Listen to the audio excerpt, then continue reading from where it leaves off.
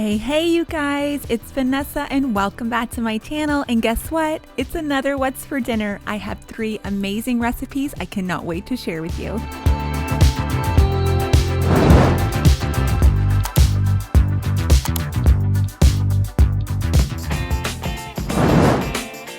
Alright guys, so first on the list is macaroni and tomatoes. Now you can call this goulash, you can call it macaroni, you can call it whatever you want. But growing up, this was just kind of a staple. Onions, hamburger, canned tomatoes, Italian seasonings. That was literally a meal. Now to me, goulash is when you add like pasta sauce or mushrooms and green peppers and all of that in here. But for me, this is macaroni and tomatoes. Perfection. First up, I'm gonna dice up the onion fairly large and cook up my ground beef.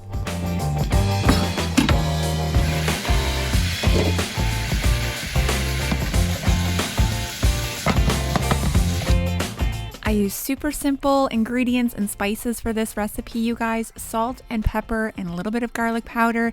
And then I'm gonna hit it up with some Italian seasoning as well, but it is so simple. Obviously, these are just kind of staples when you're cooking something like this.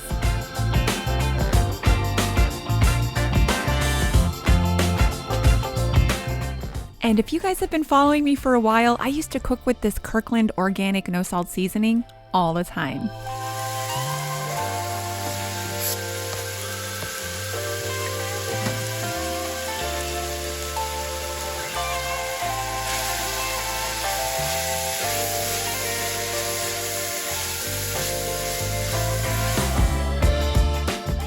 All right, next up, we're just gonna go ahead and add our can of San Marzano tomatoes. I get these at Costco, guys. They're an amazing price. I'm using this masher to squish them up. That gives them the perfect consistency. Then we're gonna add our macaroni and about 2.5 to 3 cups of water until everything is just covered.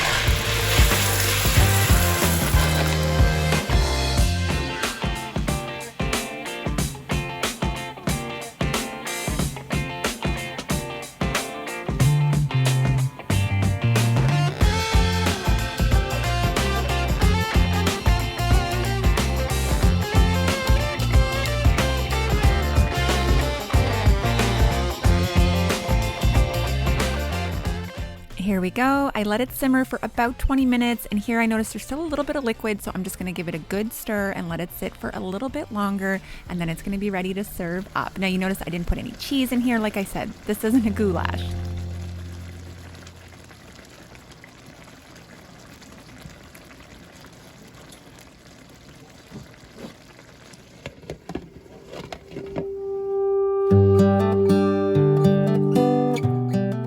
I just served it up with this Dempster's bread that you bake for like 8 minutes in the oven, and it's absolutely divine.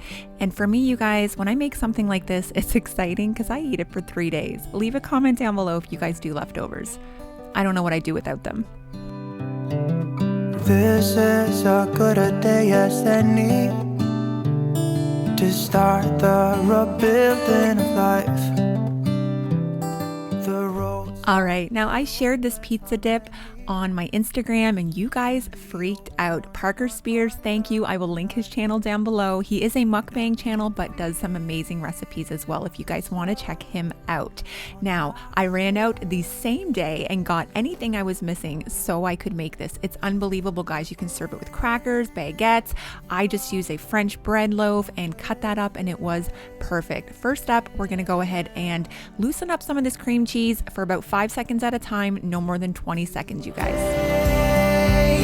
Tomorrow, there's no time to borrow. And now I say that because it's very easy to burn cream cheese if you're trying to soften it in the microwave. First up, I take an entire block. I'm just using great value. I'm all about that great value life lately, guys. I'm adding some sour cream. I eyeballed most of this, if I'm honest. I put about 1/2 cup of sour cream. You see there roughly just a little more than 1/2 cup of mozzarella cheese, some garlic powder, and some Italian seasoning. If I had grated parm, I would have added it, but I didn't have any in the fridge on this day. So it's really important that your cream cheese is a little bit soft so that it blends together smoothly. I ended up switching over to a spatula, and guys, I'm just telling you, this is probably the best cream cheese spread you will ever have in your entire frickin' life. put this on a bagel. That's all I could think about when I was smelling it. I'm gonna go ahead and spread this into a pie plate, you guys, and then spread it out as evenly as you can and clean it up if you want to, but for the most part, just make sure it's all pressed down. And then I'm gonna go ahead and sprinkle some more Italian seasoning on top. I'm gonna go in with a layer of pepperoni, hit it with some pizza sauce, and then we're gonna top it with Parmesan, cheese, and pepperoni and bake that sucker up. It's a good day today and not tomorrow. There's no time to borrow today. Well, something's gotta give today. It's a good day today. I actually snuck in two kinds of cheeses here, you guys. I used the hot heat or the hot jalapeno heat Monterey Jack. I never say that right, but it's the Great Value brand cheese, and straight up mozzarella, just because I thought it would be a fun little kick. And these pepperonis, these Mark Angelo, they're amazing. I get these at Walmart and they curl up so good. But if you also buy Hormel pepperonis, they'll cup up really well too. So we're gonna take this, pop it in the oven, 350 for about 30 minutes. Keep an eye on it, make sure it doesn't burn. If it looks like it's getting too dark, just throw a piece of aluminum foil, spray it with some nonstick spray just so the cheese doesn't stick. And not tomorrow. There's no time to borrow today. I mean, come on, you guys, look at this.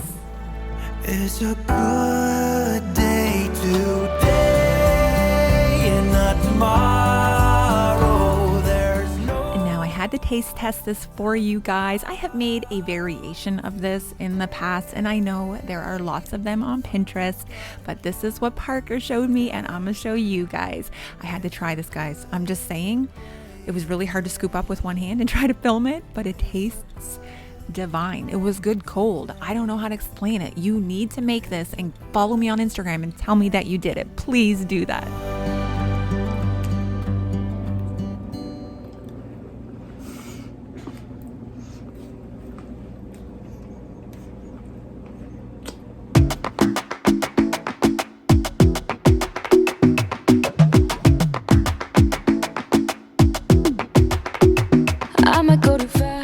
Where my OGs at, guys? You remember the old days of Random-Ness, What's for Dinners, and Shepherd's Pie. Now, let's not start the debate in the comment section about what shepherd's pie is. This is what it's been since I was born, and I'm almost 40, so this is what it is in my house. Potatoes, usually cream corn, and ground beef. Or my Aunt Brenda, shout out to you, Aunt Brenda, out in Orillia, Ontario, showed me how to make the best shepherd's pie I've ever had. I take ground beef, I cook it up, and I mix it with cream of mushroom soup and frozen peas. That is what my base is for the shepherd's pie. Here I am just mixing up some chicken stock because I'm gonna go ahead and cook my potatoes in my Instant Pot. You guys have asked if I'm gonna do a video comparing it to my Ninja Foodie. I absolutely am, because I have some thoughts. Anything I'm living, thinking about you. So thinking, are you thinking about me?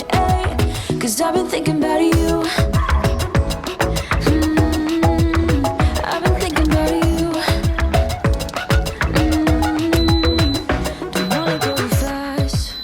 I do have a pressure cooker video about my Ninja Foodie on how to cook potatoes and rice, but I'm doing 8 minutes high pressure, quick release. Hope it's not this time. 'Cause I might go fast. Very simple: salt, pepper, garlic powder, you guys. At this point, I'm about to turn the heat off. I'm gonna add my can of cream of mushroom soup and about 3/4 of a cup to a cup of peas. It's totally up to you how many, how little, how liquidy. You could add another can of cream of mushroom soup if you want. You don't even need to do it in the pan. I'm just sparing a bowl. And then we're gonna go ahead and pour it into a dish. You can make as little or as much as you like. Like I said, make it as thick or as thin. You're gonna see in a minute that we are big on potatoes. Creamy, silky, lush potatoes. I like a big, thick layer. Anything I'm living, thinking about you. So thinking, are you thinking about me? 'Cause I've been thinking about you. I've been thinking about you. Okay, so you saw me add chicken stock to my Instant Pot. Anytime you pressure cook, guys, you need at least about a cup of liquid. I used about 3/4 of a cup because usually it's pretty safe with potatoes. Now I use the liquid to mash my potatoes. I did add a little bit extra milk, but if you're looking to cut out dairy or anything like that, it's a really good way to add moisture to your mashed potatoes. So I used butter and the chicken stock and a little bit of the milk. And now I'm going to smooth it out. As you can see, I would say 3/4 of my pan here is potatoes. I'm going to take a fork and kind of add some ridges because this will help add some crispiness when baking in the oven. I'm doing this at 350 for 30 to 35 minutes. You could do it at 375. And then I'm going to top it with some cheese and add it in there for about another 10 minutes. And then I'm going to broil it for about 5 just to get it crispy and ooey and gooey. About you. I've been thinking about you. I've been thinking about you. Every time I eat this, I envision myself sitting at my Aunt Brenda's kitchen table in Orillia, Ontario. I love you and I miss you dearly. Here you go, guys. 3 delicious meals we had this week. I'm telling you, I am feeling that pizza dip. Please, please make it. Tag me on Instagram if you do. I love when that happens. All right, guys, I hope you enjoyed this video. Make sure you subscribe. I post random what's for dinners. I don't have a set date. I kind of just go with when I'm inspired. So I hope to see you guys soon in my next video. Bye for now. You came into my life and started